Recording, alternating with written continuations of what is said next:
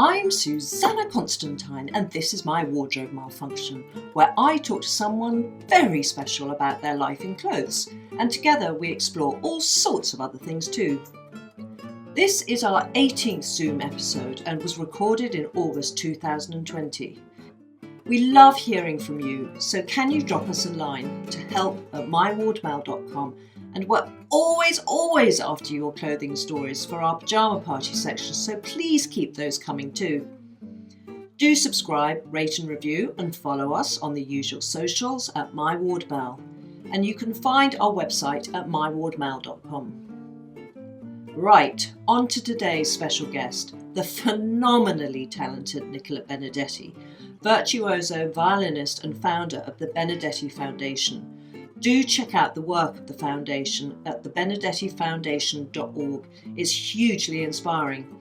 And make sure you listen to Nicola's new Elgar album, which is out now too. So, let's grab the handles, open my wardrobe doors, and find out what's inside.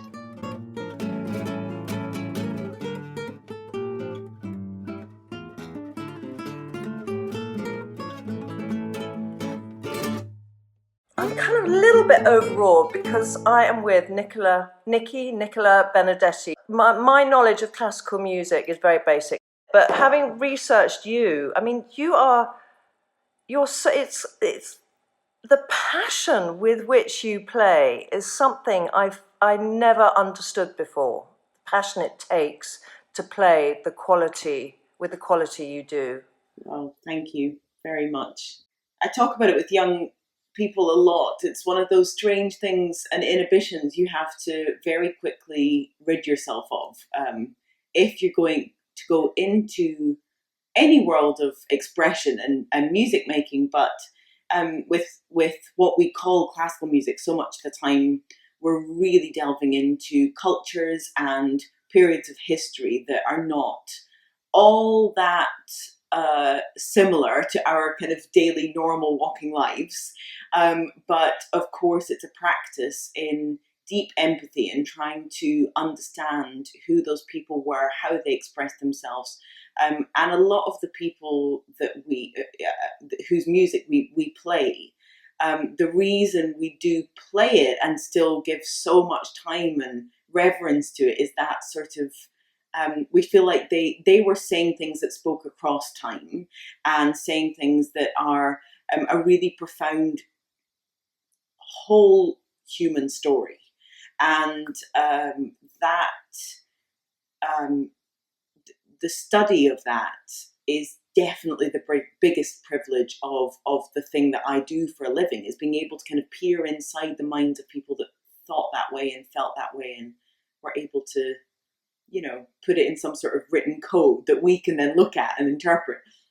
I mean, do you think that music, more than anything, is more than art, even if you're looking at old masters or Renaissance art? Music, classical music, is a window into the past more than any other genre, artistic genre.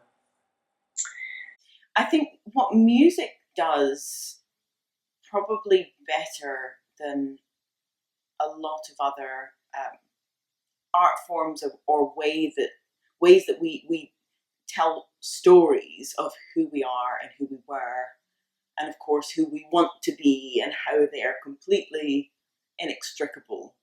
I think what music does is what really good music does is present all sorts of different concepts of humanity at one time. So it's the kind of thing where you can, we can all be listening to exactly the same thing. And if you were to put together the reactions and emotions of all those people that are listening to the same notes, but how complex and how different and how diverse and broad our interpretation of that is and our understanding of it is, and also I think that music does that thing of capturing inside you and sort of almost either clarifying or mirroring or bringing to the surface things that we tend to get a bit clogged and confused about, like, do we really feel this towards something, or this towards something, or this? And I think music for me always takes me into the state of, it doesn't have to be this or. It can be all of these things together, and actually that's okay. You know, that's a thing to embrace and go on a journey of understanding more about that complexity of who we are. I find it gives me permission to feel the emotions I'm feeling at that time, rather than trying to, block them out. It kind of, if you listen to a piece of music based on your emotions, good or bad, it'll exacerbate them, and if they're bad feelings, it will soothe, ease them, or you'll rage, and then it'll park them. So I totally hear what you say. Yeah. But so, darling, what have you been doing in lockdown? You've had no concerts, and you've got this amazing foundation. You've been doing the online. Is it Zoom that you've been doing it with all the kids and everyone? I mean, it's just the most joyous thing I've ever seen. Thank you so much. Thank you. No, it was mostly done on Zoom, but we wanted it to be a sort of mix of, more of a specific sign up participation, like you're really signed up to a 3-week process. Or, since we did one massive virtual sessions, is what we called it, massive workshop that lasted 3 weeks and culminated in a big concert of everybody coming together, except for we weren't physically together. But and since then we've been doing sort of lots of little mini versions of it, so things that just last a week or last 2 weeks. No, we did it on a mix of platforms between Zoom, YouTube, Facebook, a little bit on Instagram, because we're always with the mindset, if we're doing something that's worthy and something that's good, we want to share it as widely as possible. And one of the most beautiful things to come out of this period is actually you understand that through a screen you can get around a lot of the logistical and often financial barriers that people have to not be able to attend an actual workshop that takes place in London or in Glasgow or wherever it may be. Suddenly you have this window that, provided somebody has an internet connection and a screen somewhere, they can access what you have to give them. And what was so moving and so shocking was the sense of community people felt and how close we felt to one another. And it was, we had 7,500 official participants, but many more people just sort of joining in. Obviously YouTube, anybody can just click on the video and watch. And the number of letters we received from, little 10-year-olds, from parents, grandparents, older siblings, whole families, just saying that to have something that brought everybody together during a time, and it wasn't it was uplifting and it was emotional, but it wasn't completely frivolous either. It was really quite, you had to work at something, exactly, and do it together. It was shocking how human the whole experience was, if that makes sense. I mean, I can't believe there's ever been anything like it before, where there's been this kind of collective experience and learning on such a large scale. I can't think of anything where that would have happened before. Well, I haven't seen it. A lot of summer camps and summer schools, and also education programs that do work all year round. They've been so, I would say actually the most creative work that I've seen in terms of dealing with the lockdown has come out of the education community, the education world. They've been so inventive with how they've repositioned themselves and how they've communicated with young people.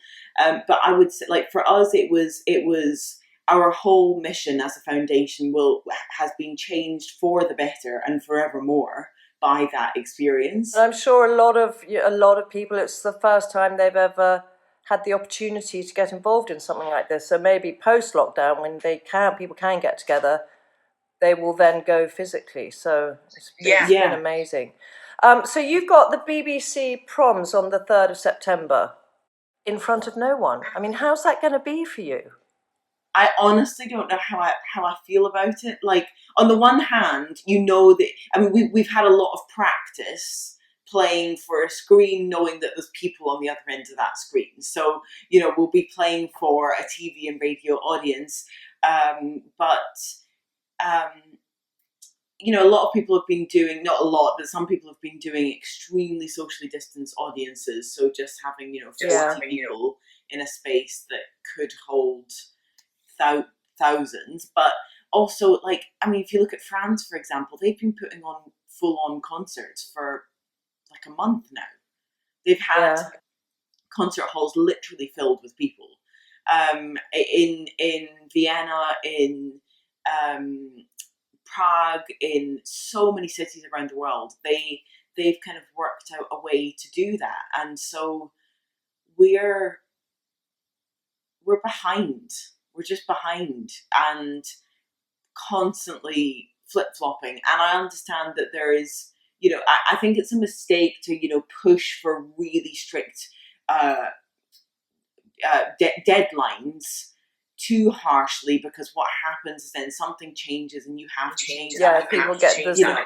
But at the same time, let's not kid ourselves that we've dealt with all of this in the best possible way. You know, we could have done things in a more organized fashion, and also once you decide something, stick to it. Like have some faith in decisions being made. Oh, I hear you.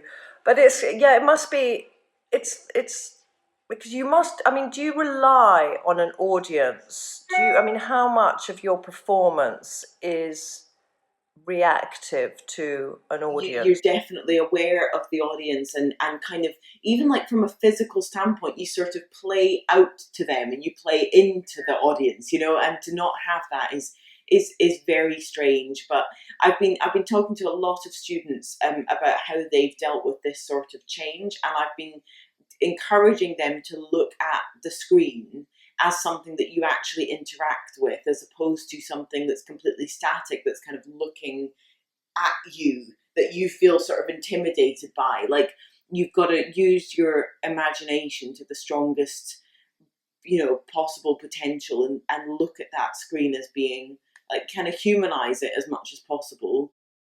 So, as a soloist, you've been in the public eye now, since you were 16? Yeah. Did that have an impact on your appearance and how you saw yourself? Oh yeah, totally. Like, I think internally and externally, you know, I felt like I was, you know, being looked at through a magnifying glass. I was suddenly hyper aware of everything, and a strange sort of, there's a strange combination of, you're sort of being celebrated, but I was criticised so much in those first couple of years. You know, bad reviews for concerts, and people saying that I wasn't ready and I was way over publicised and all this kind of stuff. So it wasn't like I didn't have very regular, very real reality checks, but it's so imbalanced. You know, you're in a position of like scrutiny past what you really either deserve or can really cope with at that age. Yeah. But Nikki, do you think that would have happened to the same extent if you'd been like a kind of chubby, spotty little 16-year-old? Or do you think because you have this kind of exotic beauty, I know you're going to disagree with me and you're going to be all humble about it, but it's the truth. Do you think your looks played into that? Well, first of all, I was a pretty spotty teenager. Second of all, skincare we can talk about another day. But I mean, the fact that I took an okay photo, yeah, definitely made a difference. And that, like, you know, it's not to say that there are lots of people that are really highly skilled, that excel in their field, that don't have a huge amount of public attention. But the position that I was in, winning BBC Young Musician, but then I was like front page of the Times the next day, and lots of interviews and things like that. I would say that it does happen to young musician winners, but the combination of kind of young and female and looking a certain way, and also the national support that came out of Scotland that sort of propelled that in a certain direction.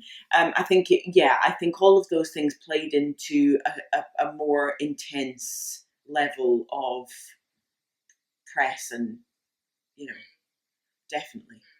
I imagine you hated that side of it, the kind of press attention and that aspect of your job.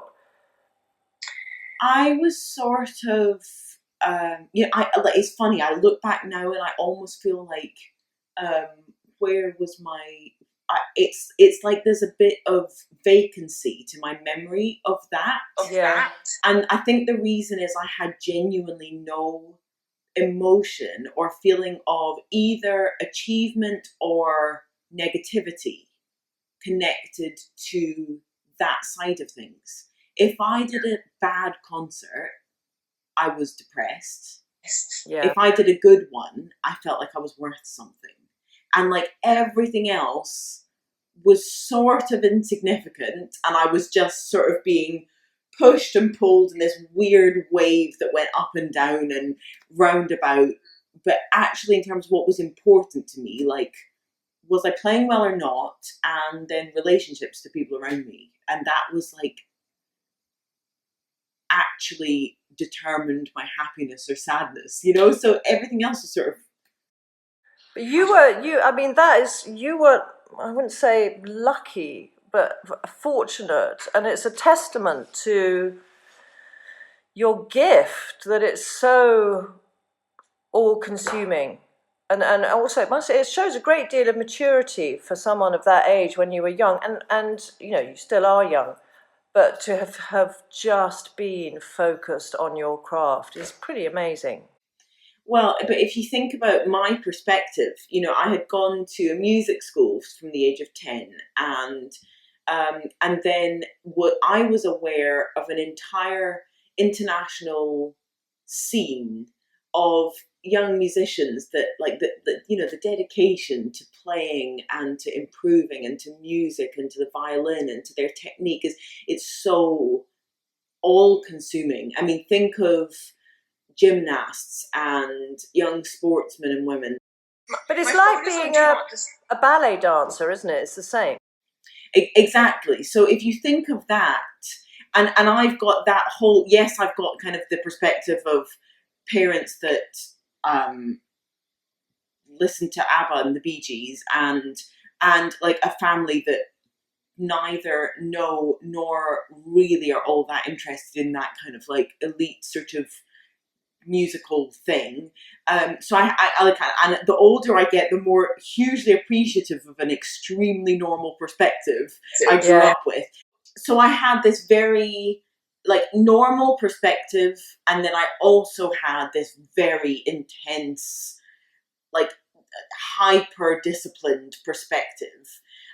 So I was sort of always riding somewhere in between those two, because I came from a background that wasn't that at all, and was surrounded a lot by people that weren't that at all, and my sister constantly telling me like, oh, don't be precious and don't be too this and don't be normal, like basically. And then but then some of my friends were as deeply inside the world of classical music as possible. So I think my dedication to it was a strange mix of those two perspectives. So when you're performing, I guess it's kind of like when you're playing in front of, with an orchestra, in front of an audience as a soloist, your clothing must be as important as an athlete. What you wear, so that it doesn't inhibit your performance. Yeah, it's really important, and it's actually more important for some people than others, because some of us physically are more, you know, some people can just put on anything and it sort of sits on them a certain way that they're not actually that aware of what's on them. But other people, if they're wearing something that doesn't fit right, or they're constantly like, you know, fidgeting about and like trying to, and I'm one of those people. Like I am so not comfortable in a load of things. And so when you're playing, obviously your actual position, like your shoulder, for me, can't have anything on my shoulders. I can't have anything that restricts my arm movement. Your whole kind of breathing area, you just want to be as free as possible. So I would say there's two designers that I've worn most of. I wore Amanda Wakely dresses for like religiously for years. And then more recently, I've had a lot of dresses made for me by a British designer, Zain Jamal. And he has actually made, like the last time I played at the Proms, I wore one of his dresses, and he's made dresses that are just one-shouldered. So they're very secure, but at the same time, extremely free. And nothing kind of restricting here. And then you've got the whole sort of classical music, like protocol or like expectation of being dressing a certain way. You have some, you know, amazing young people who just say, I'm wearing what I want, and they'll go out in little mini skirts and do exactly what they want to do. Ripped fishnets. Yeah, a bit rebellious. But you have, I mean, you wear wonderful colours, and you've got, because of your Italian heritage, because your father, I understand, is Italian, you have those amazing dark looks. So for you, bright jewelled colours are fantastic. So do you wear those?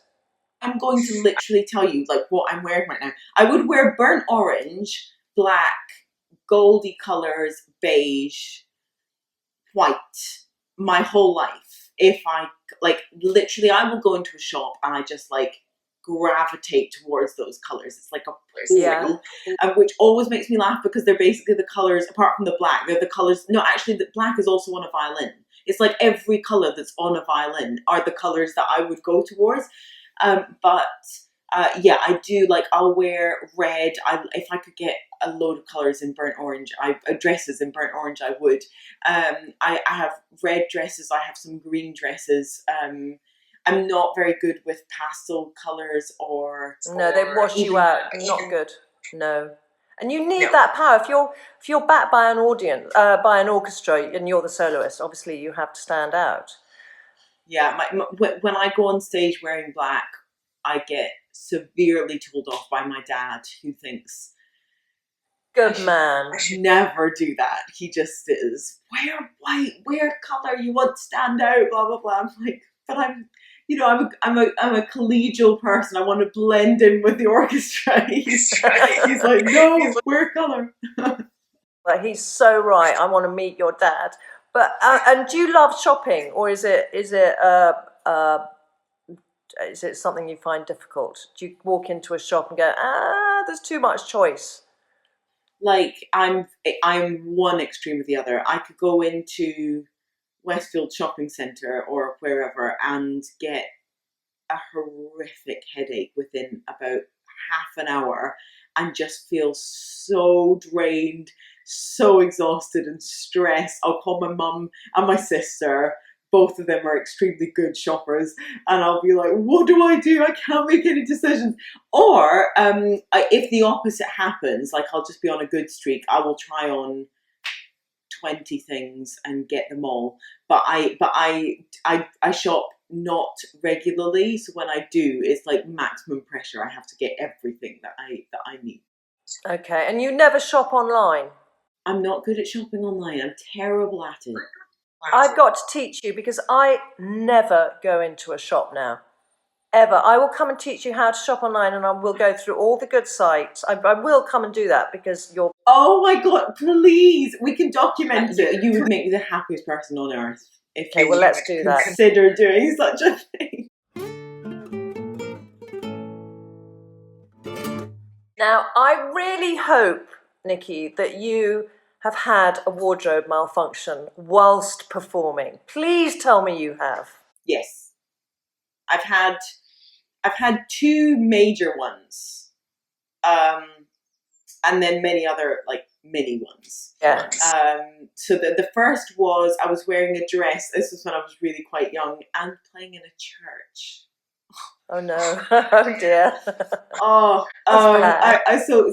was wearing a dress that was like a low back, and I had bought a bodysuit to go underneath the dress that was meant. So what I didn't realise was that the bodysuit was like made to go with the dress. Beautiful dress, red dress. And what I didn't realise was that there were little hook clips that were meant to have attached onto the straps of the bodysuit, so that the straps of the dress didn't. Very well made dress. It must have been expensive to have had that feature. I think it was like, you know, it was like a buy for me at the time. Okay. It was just like, this is my concert dress. And I started playing a piece which is Tchaikovsky's Violin Concerto, and you don't stop playing for about 10 minutes. Like you don't even put your bow down at any point for a single second. So once you start playing, you're in that, your hands are occupied. I within about like a minute, this side just started, you know, bit by bit. So by the time I got to the first time I could stop I could take my bow off the string. The whole, I mean, thank goodness I was actually wearing a bodysuit though. Like imagine, you know, well, I would have just stopped because I would have been naked on the stage. It was like literally down like this, and the strap was like down here, and to the point where like all the members of the orchestra were like scrambling around to see what they could do to help. So of course when I stopped playing, I then rolled the strap inside the thing, yeah. then that twisted the same thing happened again. So between the first and second movements, the piece does stop, and somebody from the audience had to give me a safety pin and my sister came to the concert, and she brought three of her friends. They were crying with laughter, like in the concert, and they were like about 3 or 4 rows away from me. And the next story I'll tell really quickly is this was an Amanda Wakely dress that I had worn to death, and it was just gorgeous. Like had just like where is that? Like top of your thighs, basically. It was an insert, a chiffon insert, and the whole dress kind of came out like this at the back, and it was just gorgeous. That was also a burnt orange color, and it had been tearing slightly for some time, and I decided about an hour before this particular performance that I should try to do something with sticky tape to like just kind of secure it in place. The concert was just violin and piano, and so I was faffing about with this tape, and I had said to the guy that I was playing the concert with, you know, does this look okay? He was like, I'm really not sure that looks great. We had to go up the stairs to go onto the stage. As I was walking up the stairs, he came up after me. He stood on the back of the chiffon dress, pulled the whole thing down. There was like a hole maybe about this big at the back. So we had to then postpone the concert. Like we were like, I can't go on stage with a hole that big.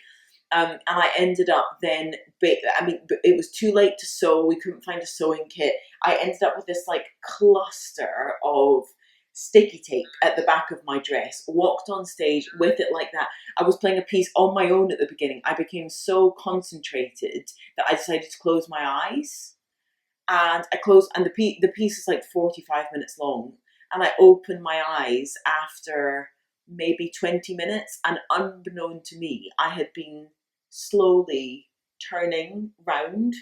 So by the time I opened my eyes, my back was like halfway to the audience, and I as I opened my eyes, I saw this guy kind of going like this, like turning, and I had like literally turned like halfway through to the. Anyway, the whole thing was just an absolute disaster. So like those are just two of the most extreme stories, but as you can imagine, there's been many more. Yeah, I can imagine. Nikki, you've obviously travelled the world with your £2 million Stradivarius, which I imagine is wrapped in maybe the Amanda Wakely dress now to protect it. Do you take something which you would consider to be a comfort blanket with you everywhere? I need your help in like sorting out my travel situation. I'm very disorganized, and like, you know, I see all these people traveling really, they're like both chic and comfortable, and I just can't quite get to that stage. So I don't know, like I have loved not going to airports for the last 4 months. Yeah. Like, I cannot tell you how there is not a single part of that, other than maybe the odd nice meal at nice restaurants, at nice airports, that there's not a single part of it that I miss. But I just end up getting into these, you know, just not good routines of like, I have the same pair of leggings, and like my only requirement is that I have enough to keep me warm, because as you know, planes get absolutely freezing, and I cannot stand that. But there's nothing that you take, even if it's a photograph or a charm or a bracelet or a ring, is there nothing that you can't live without? No. Apart from your violin. That's so interesting. Okay, well, I'm going to come, so that's another thing. So it's online shopping and your travel wardrobe, which I've got down to a fine art. Even if I'm going for 2 weeks, I take hand luggage, and I've got everything I need. So I will teach you that. And then, my darling, if what would be your birthday suit? So let's say you were playing for Her Majesty, the Queen, or the Pope, or someone. What dress would you go to that's hanging in your wardrobe now? Well, if I hadn't put on weight during lockdown, which I have, I would, as if I was like my previous weight and could get into it, I would probably go with the Susannah Neville dress.